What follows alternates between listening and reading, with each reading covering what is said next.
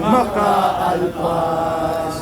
Pilipinas kong minumutya, pugad ng luha at dalita, aming adhika, makita kang sakyan, aming adhika, makita kang sakyan, laya. Mabuhay ang sambayan ng Pilipino, mahalin natin ang bansang Pilipinas. Walang ibang magmamahal nito, kundi tayo ring mga Pilipino. Maraming salamat sa Panginoon.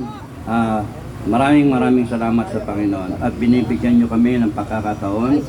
Binibigyan nyo kami ng lakas ng loob.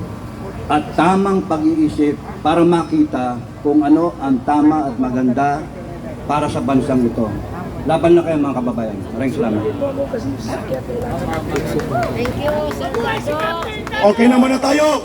Panginoon, gabayan ninyo ang mga ganitong uri ng mga lingkod bayan kagaya nila Captain Dado.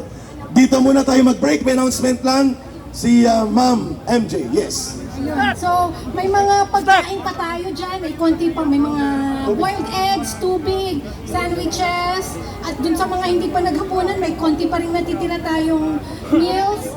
Pila na lang po ng maayos doon po sa side na yon, dito sa left side, para sa mga hindi pa nakakain, no? At sa mga gutom, may mga boiled eggs tayo at tubig pa.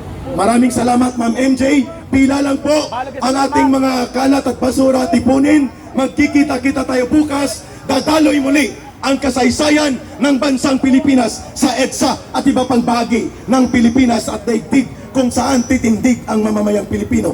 Mabuting pamamahala at hindi bulok na gobyerno ang ating dapat na suportahan at isulong. Maraming salamat. Ka Eric signing off for a while. See you tomorrow, 29, and the big day, November 30, Bonifacio Day celebrations. Yan ang pagtindig